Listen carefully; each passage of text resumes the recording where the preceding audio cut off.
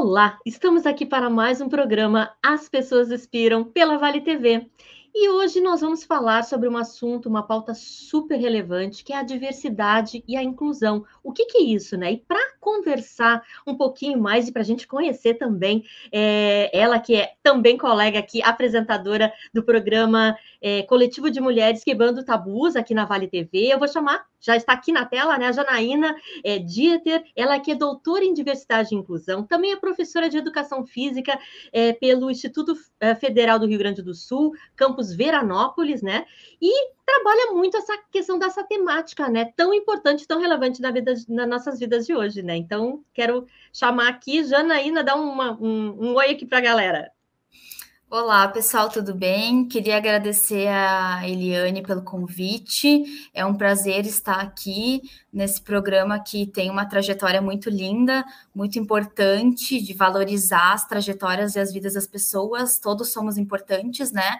E eu acho que isso tem muito a ver também com a diversidade e com a inclusão. Todo mundo me conhece, podem me chamar de Jana, né? Janaína parece que é minha mãe me chamando, brigando comigo. É verdade. Então, é bem tranquilo, assim, tanto que as minhas redes também é @janadider, já deixo aí, né? Enfim, queria te agradecer pelo convite. As apresentações, assim, mais formais já foram feitas, né? Em termos de profissão, de formação, né? Gostaria de fazer uma audiodescrição minha, então, também, legal, né? muito bom. E também pensando na parte social, né? Ao entender o meu lugar social. Então, eu sou uma mulher branca, heterossexual, cisgênero, que me identifico com o gênero no qual eu nasci. Eu possuo cabelos loiros, meio lisos, meio ondulados, depende do dia, olhos azuis. Hoje estou vestindo um blusão preto, que é o que aparece aqui. Sou uma pessoa baixa, tenho 1,58 m, e meu corpo foge um pouquinho do padrão instituído aí pela sociedade de corpos magros, né? Então, mais ou menos nesse sentido, para vocês conseguirem entender quem sou eu. Muito bem. Já aproveitando aqui, então, no mesmo ensejo, né? Eu sou uma pessoa loira também, tenho mais ou menos a mesma altura aí da Janaína, né? E da Jana, como ela gosta de ser chamada. E tenho olhos castanhos, uso óculos, né? Para perto, né? Aí já começou, né? Depois de uma certa idade a gente tem que usar, né? Essas coisas, enfim, né? Estou me adaptando aqui. Estou com um casaco quadriculado, assim, esportivo, né? E tô com uma tela de fundo aqui, que na verdade é um filtro, né? Do meu programa, e que tem um piano ao fundo, né? Um sofá, e a sala está toda iluminada, né? Então, né? E Jana, queria te conhecer um pouco mais. Eu acho que as pessoas aqui vão gostar de saber um pouquinho sobre a tua trajetória. E eu queria já te perguntar nessa primeira questão aqui, como é que a diversidade e a inclusão entrou na tua vida? Então, em primeiro lugar, eu queria dizer que a Jana passou e passa por diversas mudanças e que mudar é bom. Acredito que a diversidade e a inclusão ela sempre esteve na minha vida, mas que por muitos anos eu estava com os olhos tampados, né? Eu estava com os olhos vendados. E então, durante a escola, assim, eu lembro, né, de, por exemplo, colegas negros, colegas homossexuais, inclusive, quando eu cito exemplos que muito se fala hoje, quando se fala em diversidade também, essa diversidade étnico-racial, de gênero, né, as pessoas dizem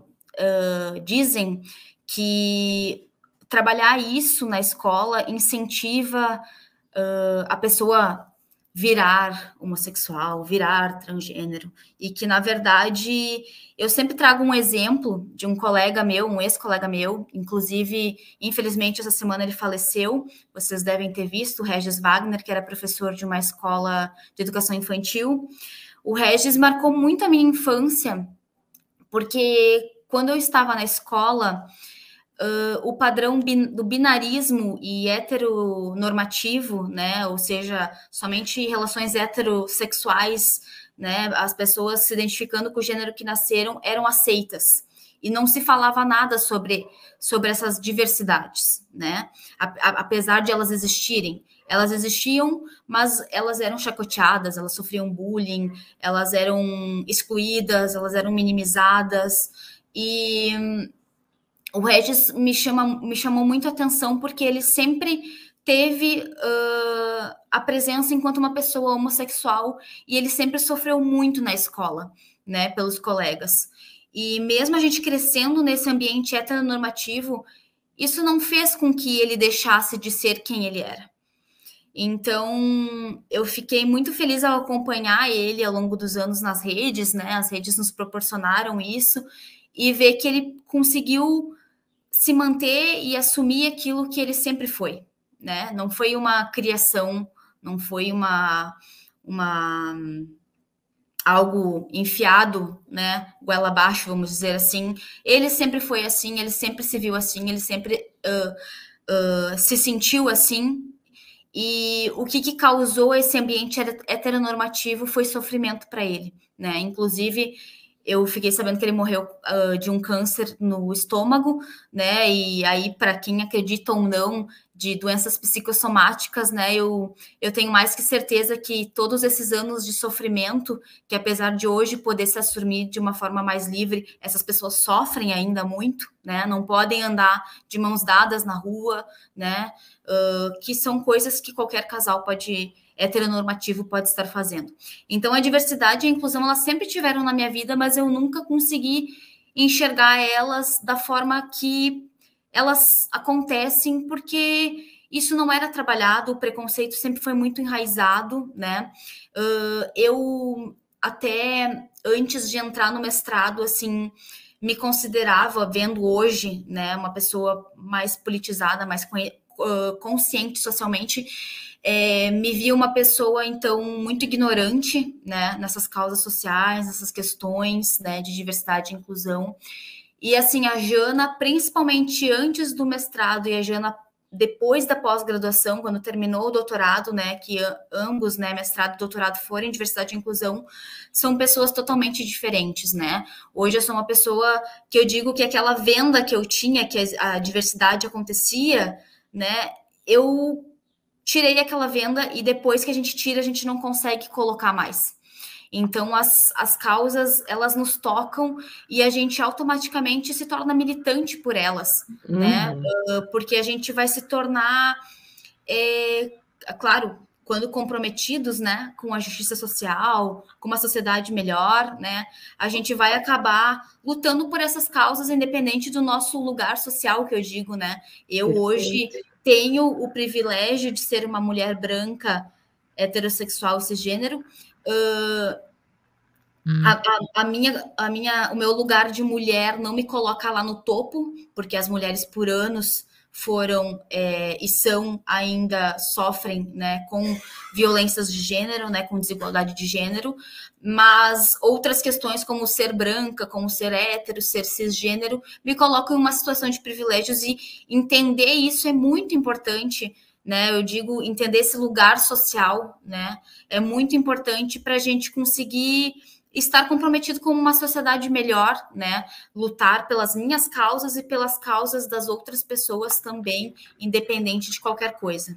Perfeito. Ô, Jana, deixa eu te perguntar aqui, eu acho que talvez algumas pessoas que estejam nos ouvindo, né, a temática ainda não chegou ainda a fazer parte, ou a pessoa não sabe bem o que é diversidade e inclusão. Tu podia dar assim, rapidamente, né, o que é diversidade, o que é inclusão, né, e quais são os maiores desafios que tu vê hoje na implantação de uma pauta assim na sociedade? Claro. A gente precisa, assim como tudo na sociedade, entender um pouco a perspectiva histórica para a gente entender de onde viemos, onde estamos e para onde queremos ir. Então, eu até peguei aqui uma imagem que exemplifica bem. Eu posso botar aqui no cantinho, depois as pessoas já observam, vai estar no teu canto, cantinho da tela, tá? Perfeito, perfeito. Já está aparecendo. Então, o que acontece? as pessoas diversas, né, ou seja, que não se incluem nesse padrão instituído pela sociedade como padrão ideal, ou seja, pessoas que têm algum tipo de deficiência, né? Esses termos eles surgem muito para as pessoas com deficiências, mas a gente consegue aplicar ele para as pessoas negras, para as pessoas indígenas, né? Os povos originários, para pessoas trans, para lésbicas, para gays, enfim, toda essa diversidade de gênero, étnico-racial, sexualidade, né? Ela se inclui nisso. Essas pessoas, historicamente, né, lá atrás, eram excluídas, ou seja, nós estávamos podendo conviver na sociedade e essas pessoas eram jogadas à margem, né? E que por vezes ainda são, né? A gente não pode falar de inclusão sem falar de exclusão e vice-versa. Então, principalmente essas pessoas com algum tipo de deficiência, muitas eram trancadas em quartos, enfim, eram até mortas, né? Porque não serviam para uma produtividade, né? Nesse sentido, bem da sociedade capitalista mesmo, dessa perspectiva de produtividade. Depois, a gente entra com a segregação, né? Que a gente vai ter ali essas pessoas, digamos assim, incluídas, mas à parte, só convivendo com elas, entre elas, né? Principalmente quando a gente pega a questão da inclusão de pessoas com deficiências na escola, né? Fala muito disso. Depois a gente vai ter a integração, que essas pessoas elas vão ser incluídas, que nem, por exemplo, na escola, né? Elas vão estar incluídas lá junto de um ensino tradicional, né? Para pessoas não deficientes, mas elas não vão ter de fato uma inclusão e uma vivência na diversidade, né? Que então, a gente de fato coexistir com essa diferença, que é o que o autor Muniz Sodré traz sobre diversidade, né? A diversidade e a inclusão, elas vão ser coexistir com o outro que é diferente, né? E aí a gente fala das mais diversas diferenças possíveis, né? Porque todos somos diferentes, né? Quando a gente falava anos atrás, e muito se fala ainda, principalmente em escola, a gente tem que tratar todo mundo igual porque todos somos iguais. Não, nós somos iguais perante as nossas diferenças, porque somos todos diferentes. Por mais que eu e tu, Eliane, a gente tem uma estatura parecida, um cabelo parecido, a gente é diferente, a gente tem uma formação de vida diferente, a gente percorreu por caminhos diferentes. Com certeza, Jana. E assim, quando tu falou, né, sobre a questão do programa mesmo, né, eu acho tão legal isso, porque isso que talvez tenha me motivado a fazer um programa assim, porque por trás de tudo que a gente faz, de cada profissional que a gente tem uma singularidade, e às vezes, no dia a dia, no tão corrido que a gente não olha para isso, né, e não enxerga toda a cultura que tem por trás, né? Toda essa trajetória de vida que nos constitui, né? E que nos faz essa pessoa tão singular no mundo, né? E tão importante, com tantos chamados aí para desenvolver na sociedade, né? Eu sempre acho que a gente tem uma missão, né? E o nosso passar pela Terra diz muito disso, assim, sabe? De descobrir qual é a nossa missão e tentar trazer isso para o mundo, né? E a gente só vai descobrir quando a gente se conhece, né? E conhece o outro da melhor maneira. Jana, eu ia concluindo aqui, eu sei que tu também dá aula, né? De educação física para adolescentes. Conta um pouco como é que é essa experiência de trazer essas pautas também para o público adolescente. Com certeza. Então, minha formação inicial é educação física, licenciatura, né? E quando eu fiz a minha pós-graduação, meu mestrado e doutorado em diversidade e inclusão, muitas ideias me vinham, assim, de como eu iria trabalhar isso de fato na escola, né? E na disciplina que eu dou aula, porque a gente tem ainda a formação em caixinhas, né? E já no mestrado, me despertou muito fortemente essa questão, porque a minha pesquisa foi sobre cidadania na escola. E a cidadania não só vendo como um sujeito de direitos e deveres, e sim de que forma ela acontece na escola. Então, eu fiz observações, fiz entrevistas, né, para entender como principalmente esses assuntos transversais, né, que lá os parâmetros curriculares nacionais traziam, né, como conteúdos transversais, que na época que eu fiz a pesquisa era o que estava vigente ainda, né, é um conteúdo que é para todo mundo trabalhar, né, o conteúdo que eu chamo da nuvem, é para todo mundo trabalhar e ninguém trabalha, né, então comecei a me questionar, assim, de que forma isso era desenvolvido no chão da escola, né? E ali eu comecei a ter pistas de como não fazer e de como fazer, vamos dizer assim.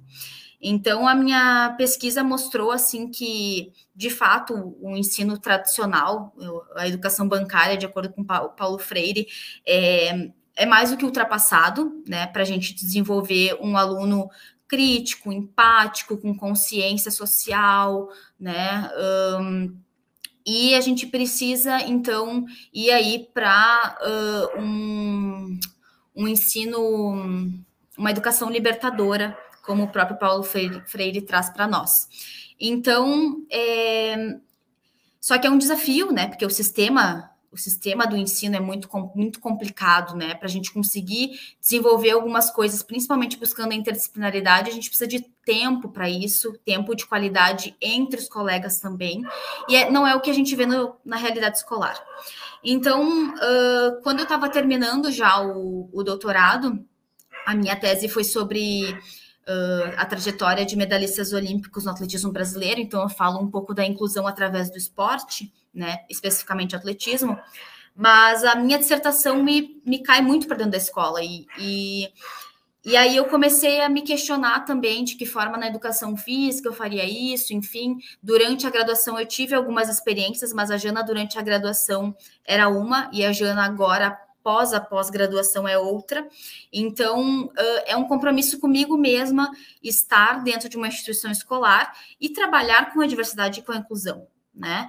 Então, quando eu estava terminando já o doutorado, eu já tinha certeza, claro, vale ressaltar que depois de um período pós-pandêmico, onde eu tive uma depressão muito forte, quase desisti de tudo, né? A pós-graduação não é fácil, Eliane passou por isso, deve saber também. Mas quando eu me reencontrei, quando eu melhorei, né, através de ajuda com psicólogo, psiquiatra, que é importante a gente buscar ajuda também, eu sabia que eu queria dar aula para adolescentes, jovens, adultos, que é o meu perfil. Sempre digo, as pessoas têm um perfil, né? E tem uma missão também, né? E a minha missão é através da educação, educar pessoas. Então, eu acabei procurando, então, ou que era o meu desejo, ou o Instituto Federal ou a Universidade Federal. Entrei, então, no IFRS, do campus Veranópolis, como substituta. Hoje eu sou prof. Substituta. Estou fazendo concursos. Em breve, se tudo der certo, serei concursada a nível federal, né? Esse é o caminho, né? Busquei também uma instituição alinhada com os meus princípios, né? E ali eu tenho uma certa liberdade para estar conduzindo o meu trabalho de acordo com as minhas pautas, os meus princípios e tudo que eu aprendi durante a minha pós-graduação. Então, a educação física, é importante a gente contextualizar um pouquinho também, que a educação física, hoje, numa área mais progressista, né, com autores que trabalham nessa perspectiva, ela não tem mais um viés esportivo, competitivista, tecnicista, focado na saúde, né? Hoje a gente trabalha mais uma educação física na perspectiva cultural, que vai trazer questões sociais, históricas, antropológicas, culturais, né? Então, quando eu cheguei na escola, já foi um rompimento muito grande até com os meus alunos, porque eles vinham de uma outra perspectiva, né? E é o que é a realidade, e eu sei dos colegas que eu tenho muitas vezes, que quando se tem um trabalho mais consistente é com aquele quarteto fantástico que a gente brinca, que é o basquete, futebol, vôlei, o handball, ou a gente tem o famoso largobol, ou a pedagogia da sombra, né, que é quando o professor larga a bola e deixa os alunos fazerem o que quiserem. Que eu não sei como essas pessoas dormem à noite, porque elas não estão comprometidas com a profissão delas, né, e acabam trazendo toda uma desvalorização para a nossa área, né. Então, Pensando nessa perspectiva, né, eu fiz todo um trabalho para desenvolver com os alunos o que é a educação física, principalmente também porque hoje a educação física também cai no Enem, né, e a educação física, então, vai estar trabalhando com a cultura corporal de movimento. Hoje a Base Nacional Comum Curricular também traz o termo práticas corporais, né, e aí dentro disso a gente vai ter esportes, jogos, brincadeiras, danças, lutas, práticas corporais de aventura, enfim, toda uma gama, né? E que a gente precisa trabalhar nas 3 dimensões de ensino, ou seja, não é só o procedimental, não é só o saber fazer, né? Que é o que se sobressai muito fortemente ao longo da história da educação física, né? Eu vou só para a quadra, eu vou só saber fazer, ou então eu vou botar a dimensão conceitual. Agora a gente vai saber a história de tal esporte, né? Mas sim o saber ser, que é a dimensão atitudinal, ou seja, como eu me porto perante uma competição, perante um jogo cooperativo. Eu sei ganhar, eu sei perder, eu sei respeitar a diversidade, eu sei respeitar os meus colegas, eu sei incluir os meus colegas, né? Então, assim, alguns exemplos, né, que eu sempre trago com os alunos, eu gosto muito de problematizar as coisas. E aí é importante a gente entender que o professor não tem mais aquele espaço para estar no pedestal. Hoje o conhecimento, ele está na palma da mão.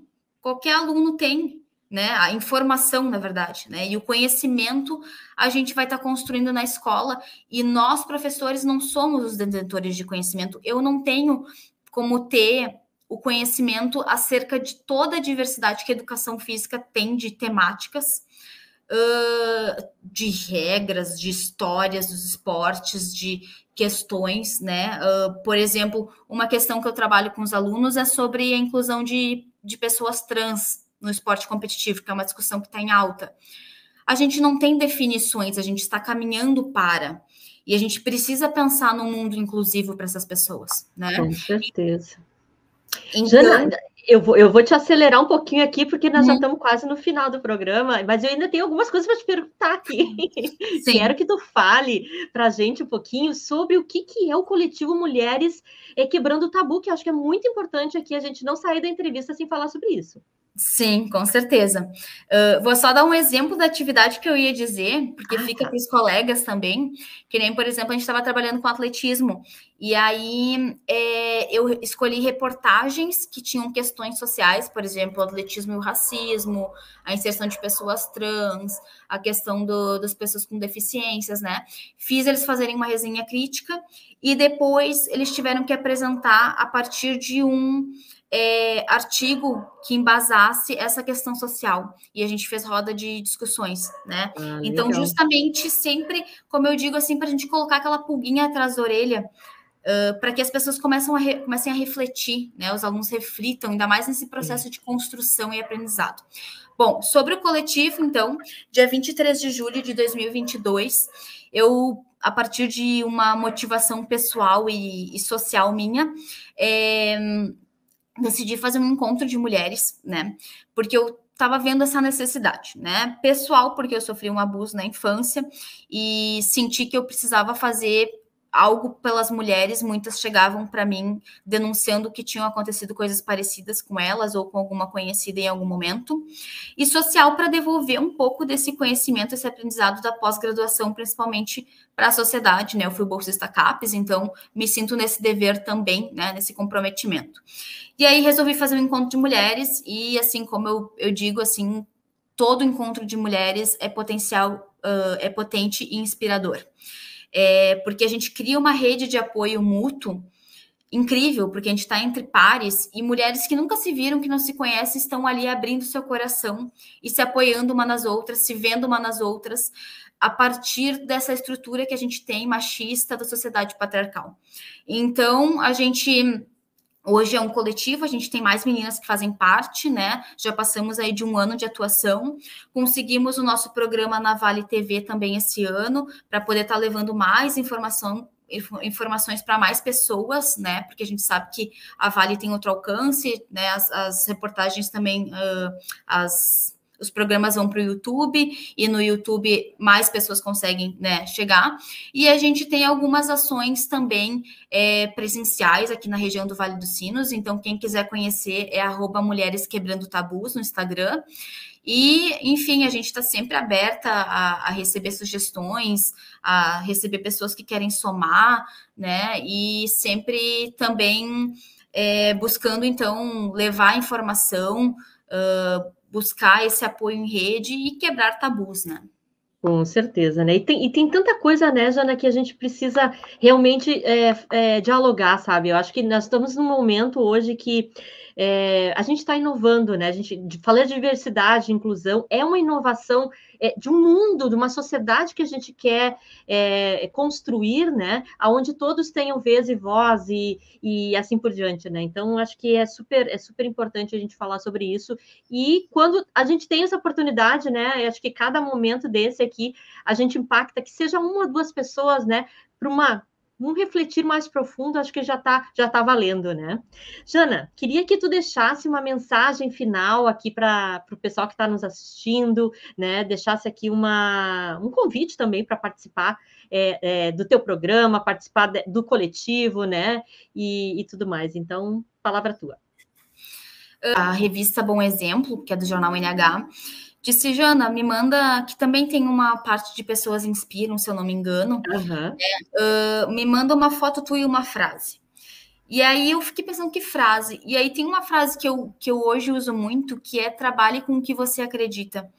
Porque quando a gente acredita em alguma coisa, a gente consegue ir mais longe e consegue tocar as pessoas, né? Eu lembro que na minha primeira entrevista para uma bolsa de extensão lá na Fevale, quando eu fui fazer educação física, era meu primeiro semestre, o professor disse: olha, teve vários alunos que passaram por aqui, inclusive que estão quase se formando. Eu sinto que tu é bem verdinha ainda, mas eu vejo brilho nos teus olhos. Então, eu acho que isso muda qualquer coisa. E você que está em busca, né? Continue nessa busca para conseguir achar essa missão, que nem a Eliane falou antes, né? É verdade, porque acho que depois que a gente descobre, né, e expande essa consciência, essa elevação de consciência que eu sempre trago aqui, principalmente no mundo dos negócios, né, que é tão importante, a gente precisa buscar alternativas, e eu acho que a diversidade e a inclusão, ela vem muito dentro dessa busca de coisas novas, né, de trazer aí espaços de diálogo, seja no mundo corporativo, seja na escola, seja em casa, muitas vezes que a gente não tem, né? É muito necessário, né? Então, que cada um de nós, né, Jana, saia daqui assim com essa pulguinha atrás da orelha, né? O que eu posso fazer diferente, né? O que eu posso impactar positivamente para que essas pautas realmente sejam genuínas, né? Primeiramente, e também transformadoras para o nosso entorno, né? Então, Jana, eu te agradeço de montão aqui por estar com a gente, para a gente poder te conhecer também um pouco melhor, né? E que bom que tu estás em busca aí de algo realmente que vai deixar um legado, né? Acho que é super importante, né? Trabalhar por uma causa, e eu vejo muito disso em ti, assim, né? Nessa verdade que te leva aí a ajudar as pessoas, né? Porque o propósito, né, Jana, o propósito nunca é nosso, né? Eu trabalho por propósito, mas quando o propósito é só para mim, sabe, meio sem sentido. Quando a gente consegue trazer o nosso propósito, que é tão genuíno, para o mundo e fazer com que as outras pessoas também sejam impactadas, acho que é aí que está a jogada, né? Que bom, parabéns aí pelo teu trabalho. Muito obrigada. Obrigada, eu. E é bem como tu falou, e para fechar, assim, eu digo que quanto mais diverso, melhor. É só a gente pegar o exemplo da Amazônia, né? Que tem um bioma super diverso e é o mais rico do mundo. É verdade. Muito bem, Jana, te agradeço mais uma vez, agradeço as pessoas que estão aqui nos ouvindo pela Vale TV e convido também para a semana que vem estarem comigo mais um programa As Pessoas Inspiram. Bye, bye.